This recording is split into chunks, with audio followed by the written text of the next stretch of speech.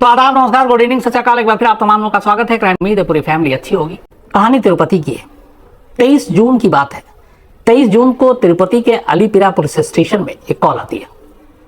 कोई बताता है कि वहां के एक सरकारी अस्पताल जो है रुआ, उसके करीब, उसी के कंपाउंड के करीब एक जली हुई लाश पड़ी है। पुलिस मौके पे पहुंचती है, जाकर देखती है, लाश लगभग 90% जल चुकी थी। लाश की शिनाख्त मुश्किल थी, बल्कि थी ये भी मुश्किल था कि मरने वाला है या मरने वाली है, यानी मेल है या फीमेल है। इतनी बुरी तरह से लाश जली हुई थी। तो अब पहले तो यही शिनाख्त नहीं हो पा रहा है कि कौन है, तो नाम, चेहरा, अता पता, ये अभी मुश्किल बात थी। खैर, अलीपिरा पुलिस स्टेशन की टीम उस लाश के बचे खुचे हिस्से को उठाती है और उसके बाद उसे फॉरेंसिक जांच के लिए भेज देती, क्योंकि पोस्टमार्टम के लायक कोई चीज़ उसमें बची भी नहीं थी। फॉरेंसिक जांच से ये पता लगाया जाना था कि आखिर पहली तो ये कि जो लाश है वो किसकी है, मेल की है, फीमेल की है। इसके बाद केस आगे बढ़ता। इस दौरान में अब अलीपिरा पुलिस स्टेशन ने दूसरा काम ये किया, उसने ये पता लगाने की कोशिश की कि आखिर इसके पीछे सच्चाई क्या है। तो दो तरीके थे। एक ये कि जिस जगह पे ये लाश मिली उसके आसपास के जो सीसीटीवी कैमरे थे उसको खंगाल कर शायद कोई सुराग मिले। दूसरा, पूरे तिरुपति में हाल के दिनों में कोई ऐसी मिसिंग रिपोर्ट किसी शख्स की, मेल या फीमेल, तो उससे कुछ उस केस के अंजाम तक पहुंचने में मदद मिले। ये दोनों जांच शुरू हो गई। धीरे धीरे वक्त बीता। इस दौरान में पहली रिपोर्ट आई फॉरेंसिक की। फॉरेंसिक की रिपोर्ट में यह कहा गया कि जो लाश है वो एक महिला की है और उसकी उम्र तकरीबन 25 से 30 साल रही होगी। तो पहली चीज तो ये क्लियर हो गया कि एक महिला की लाश है। अब पुलिस ने इसी के बिना पर आसपास के तमाम पुलिस स्टेशन में एक खंगालना शुरू किया कि हाल में कोई महिला गायब हुई है जिसकी उम्र 25 से 30 साल है। इस बीच में तफ्तीश के दौरान पुलिस को एक पुलिस स्टेशन से खबर मिलती है कि कुछ दिन पहले 27 साल की एक महिला जिसका नाम भुवनेश्वरी है वो गायब हुई और उसकी मिसिंग रिपोर्ट उसके माँ बाप ने दिखाई। पुलिस फौरन उसकी डिटेल लेती है। डिटेल लेने के बाद पता चलता है कि भुवनेश्वरी गायब है। उसके बाद उसका आता पता ढूंढा जाता है तो पता चला कि तिरुपति में वो करीब साल भर पहले ही आई थी। पहले हैदराबाद में रहती थी। उसकी जानकारी फिर जो आई सामने वो ये थी कि वो अच्छे खासे घराने से थी, पढ़ने लिखने में होशियार थी। उसने कंप्यूटर सॉफ्टवेयर इंजीनियरिंग की और हैदराबाद की एक मल्टीनेशनल कंपनी में वो सॉफ्टवेयर इंजीनियर थी। उसी सॉफ्टवेयर इंजीनियर जब वो थी जिस कंपनी में, वहाँ उसकी मुलाकात एक श्रीकांत नाम के शख्स से हुई। वो भी एक सॉफ्टवेयर इंजीनियर था।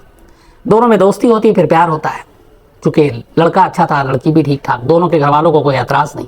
2019 में दोनों की शादी घर वालों की मर्जी से कर दी जाती। 2020 तक शुरुआत में सब कुछ ठीक था, लेकिन मार्च के बाद पूरे देश में कोरोना का कहर टूटता है और ये कहर श्रीकांत पे भी गिरता है। उसकी नौकरी चली जाती है, लेकिन भुवनेश्वरी की नौकरी बच जाती है। अब वो वर्क फ्रॉम होम कर रही थी। बाकी पूरे जो एक नया हमारा चलन चला आजकल कोरोना की वजह से, तो वर्क फ्रॉम होम श्रीकांत की नौकरी जा चुकी, वो बेरोजगार हो गया। श्रीकांत अपने घर वापस हैदराबाद से तिरुपति आ जाता है। साथ में अपनी पत्नी को भी ले आता है, क्योंकि वर्क फ्रॉम होम था तो कोई इशू था नहीं। आने के बाद वो वर्क फ्रॉम होम कर रही है और इस दौरान में श्रीकांत एक ऑनलाइन संगठन, ऑर्गेनाइजेशन बनाता है अगेंस्ट करप्शन। लेकिन होता यह है कि करप्शन के नाम पे जिस ऑर्गेनाइजेशन की उसने बुनियाद रखी वो खुद करप्शन में डूबने लगा। वो लोगों से पैसे ऐंठने लगा। ये बात जब उसकी पत्नी जो पता चला तो उसने अपने पति को समझाने की कोशिश की कि ये गलत है, तुम पकड़े जाओगे, पुलिस पकड़ सकती है। लेकिन श्रीकांत माना नहीं और इस बीच में दोनों का झगड़ा होने लगा। इस दौरान में दोनों की एक बेटी भी हुई जिसकी उम्र करीब 18 महीने हो चुकी थी। 2019 में शादी हुई थी। तो ये सारी चीज़ें जानकारी मिली और फिर माँ बाप ने बताया कि वो दोनों चूंकि अब वहाँ से हैदराबाद से निकलकर तिरुपति में और वहाँ पे उन्होंने एक अपार्टमेंट में किराए का फ्लैट लिया हुआ, वहीं रहते हैं। तब एड्रेस मिला। इसके बाद पुलिस की टीम उस अपार्टमेंट में पहुँचती है। जब वो अपार्टमेंट में पहुँचती है तो पता चलता है कि श्रीकांत और भुवनेश्वरी का जो घर है, जो फ्लैट, उस पर ताला लगा हुआ है, वहाँ कोई नहीं है। अब वहाँ से कोई सुराग मिल नहीं रहा। श्रीकांत का मोबाइल हैरत अंगेज तौर पर स्विच ऑफ, बंद। अब उससे भी कोई कांटेक्ट नहीं हो पा रहा है। तब पुलिस तय करती है कि क्यों ना इस अपार्टमेंट के सीसीटीवी फुटेज को खंगाला जाए और पता किया जाए कि आखिर ये दोनों कहाँ हैं। जैसे ही पुलिस ने सीसीटीवी फुटेज अपार्टमेंट के खंगाले, अचानक कुछ ऐसी चीज़ें दिखाई दी जिससे सारे केस और कहानी दोनों पलट गई। मैं कोशिश करूंगा कि इस कहानी के दौरान में जब मैं अब आपको आगे जो सुनाऊं तो इसमें वो सीसीटीवी फुटेज की तस्वीरें भी आपको दिखाऊं। खासतौर पर 3 ऐसे फ्रेम थे और 3 ऐसी तस्वीरें थी जिसने पुलिस को उलझा के रख दिया था। तीनों ही तस्वीरें 23 जून की ही थी, जिस तारीख को शाम को देर जो जली हुई लाश मिली थी। पहले फ्रेम में यह दिख रहा है कि श्रीकांत अपनी 18 महीने की बेटी को गोद में लिया हुआ एक टैक्सी से उतरता है। यह अपार्टमेंट के बाहर की तस्वीर है। और उसके बाद ड्राइवर आता है और डिक्की से एक लाल रंग का बड़ा सा बैग उतारता है। इसके बाद श्रीकांत उस एक हाथ से उस बैग को पकड़ता है, एक हाथ से अपनी जो बेटी है उसकी गोद में है, और वो अपार्टमेंट के लिफ्ट की तरफ बढ़ता है। उसके बढ़ने और बैग को खींचने के अंदाज से साफ है कि बैग खाली है, क्योंकि जिस तरीके से वो आसानी से उसको खींच रहा है। इसके बाद वो लिफ्ट के जरिए ऊपर चला जाता है।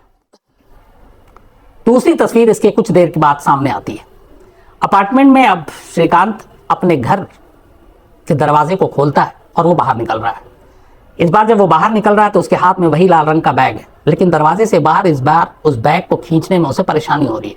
इसे साफ पता चल रहा है कि बैग में कुछ वजनी चीज, अब बैग भारी है, उसमें कुछ सामान भरा हुआ है। बैग को लिफ्ट के पास रोकता है। उसकी बेटी थोड़ी दूर पे है। उसके बाद वो बेटी को फिर से गोद में उठाता है, लिफ्ट में बैग को खींचता है, फिर नीचे उतरता है। उसके बाद वो गायब हो जाता है। अब यहां पे 2 चीजें थी। एक, बैग जब पहली बार लेकर आया खाली, थोड़ी देर के बाद उसी बैग को लेकर बेटी के साथ जाता है तो उसमें वजन है, खींचने में मुश्किल हो रहा है। पुलिस को इस बैग के अंदर की जो चीजें थी उसको लेकर शक होता है। अब इसके बाद पुलिस अपनी जांच आगे बढ़ाती है। पुलिस को भी यह पता करना था इस बैग में क्या था और यहां से श्रीकांत गया कहां। अब तिरुपति पुलिस की तफ्तीश आगे बढ़ती है। सीसीटीवी फुटेज में एक और एंगल से, एक और कैमरे से इस अपार्टमेंट के बाहर एक टैक्सी दिखाई देती है। उस टैक्सी का नंबर भी दिखता है। अब पुलिस उस टैक्सी के नंबर के जरिए उस ड्राइवर को तलाशती है। थोड़ी सी मशक्कत के बाद वो ड्राइवर हाथ आ जाता है। अब ड्राइवर से पूछताछ होती है और सारी कहानी सामने आती है। पता चला कि उस ड्राइवर ने श्रीकांत और उसकी बेटी के साथ साथ उस बैग को अपने साथ अपनी आंखों के सामने उसने देखा और वहां से लेकर गया। और इसके बाद ये लोग SVRR एक हॉस्पिटल है जिसको रुआ हॉस्पिटल भी कहते हैं लोकल वहां पे, तो इस सरकारी हॉस्पिटल की तरफ वो टैक्सी वाला जाता है और श्रीकांत ने उसे कहा था। उस सरकारी हॉस्पिटल के बाहर जाने के बाद एक जगह सन्नाटे में टैक्सी रोक दी जाती है। इसके बाद श्रीकांत टैक्सी ड्राइवर को भरोसे में लेता और कहता है कि इस बैग में लाश है और इस लाश को ठिकाने लगाना, अगर तुम मुझे मदद करोगे तो मैं तुम्हें पैसे दूंगा। ड्राइवर लालच में आ जाता है, वो तैयार हो जाता है। इसके बाद ये दोनों एक सुनसान जगह पर पेड़ के नीचे गाड़ी से बैग को उतारते हैं। बैग उतारने में ड्राइवर मदद करता है। वो बच्ची अब भी गोद में है श्रीकांत के, एक हाथ से वो भी बैग खींच रहा और ड्राइवर भी। और इसके बाद वो ले जाकर एक पेड़ के नीचे उस बैग को रखते हैं। बैग को रखने के बाद अपने साथ वो पेट्रोल लेकर आए और उस बैग के ऊपर ही पेट्रोल डाल दिया और फिर आग लगा दी। जब उन्हें यकीन हो गया कि बैग और लाश दोनों बुरी तरह से जल चुकी है, तब वो वहां से वापस निकलते हैं। इस दौरान आग लगाते हुए भी वो बच्ची सब कुछ अपनी आंखों से देख रही थी, जो सिर्फ 18 महीने की थी। बेशक श्रीकांत को यह भरोसा हो कि शायद उसे इतनी अकल नहीं कि ये क्या कुछ हो रहा, और इसीलिए उसने विटनेस बनने दिया। खैर, आग लगाने के बाद ये लोग वहां से निकल लेते हैं। श्रीकांत फिर रात घर आता है, सामान समेटता और बेटी को लेकर वो वहां से वापस चला जाता है। ड्राइवर के बयान के बाद अब पुलिस श्रीकांत को ढूंढने की कोशिश करती है, लेकिन मोबाइल स्विच ऑफ, टीमें इधर उधर भेजी गई, उसके घर भी भेजी गई। इस दौरान में माँ बाप का बयान लिया जाता है। तो माँ बाप बताते हैं कि 23 जून को उनकी आदत थी कि जब से ये लोग हैदराबाद से तिरुपति पहुंचे थे, तो भुवनेश्वरी के माँ बाप हर दिन शाम को या रात को एक बार उसे कॉल जरूर करते। वो शाम भी उन्होंने कॉल किया, भुवनेश्वरी ने उठाया नहीं। तब उन्होंने श्रीकांत को फोन किया। श्रीकांत ने कहा कि भुवनेश्वरी को कोरोना हो गया था और कोरोना के बाद जो लेटेस्ट रिपोर्ट आई उसमें यह है कि उसको डेल्टा प्लस वेरिएंट की वो शिकार हो गई है और अस्पताल में उसकी इसी डेल्टा प्लस वेरिएंट की वजह से मौत हो गई। चूंकि कोरोना का केस था, जो गाइडलाइन से कोरोना पेशेंट की पोस्टमार्टम नहीं होते और ऐसे जो जिनके अंदर ये वायरस होता है उसको अकेले में अलग थलग ले जाकर अंतिम संस्कार कर देते हैं। तो श्रीकांत ने अपने ससुराल वालों को बताया डेल्टा प्लस वेरिएंट की वजह से ये जो SVRR अस्पताल है, इनके लोगों ने खुद ही उसका अंतिम संस्कार कर दिया मेरी मौजूदगी में। घर वालों को यकीन नहीं हुआ कि अचानक ये सब कुछ कैसे हो सकता है। फिर भी उन्हें लगा हालात ऐसे बहुत मुमकिन हो जाए, पर उन्हें शक था और इसीलिए उन्होंने पुलिस पर रिपोर्ट लिखा दी। अब इसके बाद पुलिस श्रीकांत को ढूंढने की कोशिश करती है। मोबाइल उसका सर्वेलांस पे था कि कभी ऑन हो तो पकड़ा जाए, और आखिरकार श्रीकांत का मोबाइल ऑन होता है और उसका लोकेशन पता चल जाता है। इसके बाद अलीपिरी पुलिस जो तिरुपति की है वो वहां तक पहुंचती है, उसे गिरफ्तार करती है और अपने साथ लेकर तिरुपति आती है। तिरुपति आने के बाद अब उससे पूछताछ होती है कि पूरी कहानी है क्या, और तब श्रीकांत कहानी बताता है। कहानी कुल मिलाकर ये थी कि 2020 तक सब कुछ ठीक ठाक था। जब वो बेरोजगार हुआ तो उसके बाद थोड़े से हालात बदले, पति पत्नी में लड़ाई शुरू हुई, इसलिए वो हैदराबाद से तिरुपति आ गए। यहाँ आने के बाद उसने एक ऑर्गेनाइजेशन बनाया ऑनलाइन, चूंकि वो सॉफ्टवेयर इंजीनियर था, और करप्शन के खिलाफ ऐसे लोगों को, ऐसे अफसरों को जो करप्ट हैं उनके बारे में उसने डिटेल निकाली और फिर एक तरह से उनको ब्लैकमेल करके उनसे पैसे लेने लगा। ये बात उसकी वाइफ को जब पता चला तो उसने कहा कि ये लीगल है, गलत है, तुम फंस सकते हो, और इसको लेकर अब पति पत्नी में अक्सर झगड़ा हुआ करता। 23 जून को भी ऐसा ही हुआ। कुछ ऐसी चीजें देख ली पत्नी ने श्रीकांत की कि उसने कहा कि मैंने तुम्हें बार बार आगाह किया है, तुम फिर वही हरकत कर रहे हो, पकड़े जाओगे। इस पे श्रीकांत भड़क गया और उसने पिटाई शुरू कर दी अपनी पत्नी की। इस पिटाई के दौरान गुस्से में उसने इतना मारा कि उसे लगा कि शायद ये मर गई है। फिर उसे डाउट हुआ कि अगर ये जिंदा है तो कुछ हो सकता है। फिर उसने उसका गला घोट दिया। और ये सब कुछ जब लड़ाई हो रही थी और वो जब मार रहा था अपनी पत्नी को, 18 महीने की वो बच्ची उसी कमरे में मौजूद थी। ये पहली बार थी जब उसकी बेटी 18 महीने की मासूम एक तरह से विटनेस थी अपनी ही माँ के कत्ल की। अब कत्ल हो गया और चूंकि अचानक हुआ, पहले से प्लानिंग थी नहीं, तो अब श्रीकांत को लगा कि आगे क्या करें, लाश को कैसे ठिकाने लगाएं, दुनिया को क्या बताएं। तब उसके दिमाग में ये आइडिया आया। इसके बाद वो घर से बाहर निकलता है। उसके अपार्टमेंट के करीब ही एक रिलायंस मॉल है, वहां से एक लाल रंग का बैग खरीदता है, बड़े साइज का। एक टैक्सी में उस बैग को रखता है। बेटी को ये साथ लेकर गया था। कत्ल के बाद अपनी पत्नी की लाश को ये कमरे में रखकर बाहर से ताला लगाकर अपनी बेटी को साथ ले जाता है।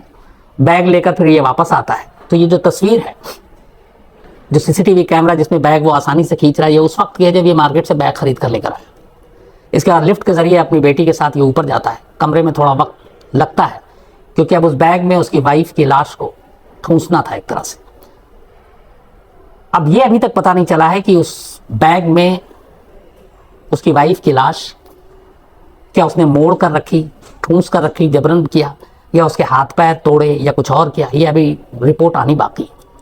खैर उसने पूरा बैग में लाश को पैक किया। उसके बाद तब तक उसकी बेटी घर के बाहर ही खेल रही थी। एक सीसीटीवी कैमरे में आपको वो भी दिखेगा। और उसके बाद वो लिफ्ट तक उस बैग को घसीट के लाता है, फिर अपनी बेटी को गोद में लेता है, फिर लिफ्ट से नीचे उतरता है। पहले से ही उसने टैक्सी वाले को फोन कर दिया था, टैक्सी नीचे इंतजार कर रही थी। उसके बाद उस बैग को डिक्की में रखता है और फिर ले जाकर उसी अस्पताल के आसपास पेट्रोल से टैक्सी ड्राइवर की मदद से आग लगा देता है। अब यहाँ सवाल यह था कि एक बैग में लाश रखकर वो एक सरकारी अस्पताल के करीब जाने का रिस्क क्यों लेगा। तो उसके दिमाग में ये आइडिया था, क्योंकि वो एक पढ़ा लिखा था, उसे मालूम था कोरोना क्या है, डेल्टा वेरिएंट प्लस क्या है, किस तरीके से ऐसे पेशेंट की जो मौत होती है उनका अंतिम संस्कार कैसे होता है, उनके लिए क्या गाइडलाइंस है, ये सारी चीज़ें उसे पता थी। तो ये उसे मालूम था कि अगर ये कहानी सुनाएं अगर अपने ससुराल वालों को कि वो कोरोना की पेशेंट थी, डेल्टा वेरिएंट था, सरकारी अस्पताल में ले गए, तो शायद लोग यकीन करेंगे। और इसीलिए वो उसी अस्पताल के करीब एक उसने सुनसान जगह चुनी और जहां ले जाकर फिर उसने लाश को जला दी। उससे पहले ही पुलिस उस टैक्सी ड्राइवर को गिरफ्तार कर चुकी थी। वो इकरार कर चुका था जुर्म का। बाद में श्रीकांत भी गिरफ्तार हो गया और उसके पास भी कोई चारा बचा नहीं था अपना जुर्म कबूल करने के अलावा। उसने भी कन्फेस किया कि हाँ, उसी ने अपनी पत्नी भुवनेश्वरी का कत्ल किया है। फिलहाल वो पुलिस कस्टडी में है। पुलिस बाकी कड़ियों को जोड़ने की कोशिश कर रही है और अफसोसनाक सबसे पहलू इस कहानी का ये है कि एक 18 महीने की बच्ची जिसकी आंखों के सामने उसकी माँ का कत्ल हुआ, बाप ने कत्ल किया, और अब वही बाप शायद उम्र भर सलाखों के पीछे हो जो उसने कर्म किया है। तो माँ का साया भी उसके सर से छिन गया, बाप भी लगभग अब उससे दूर हो गया। फिलहाल वो अपनी नाना और नाना के पास है, लेकिन एक गलती ने कम से कम इस बच्चे की दुनिया को उजाड़ दिया और माँ बाप दोनों का साया उससे छीन लिया।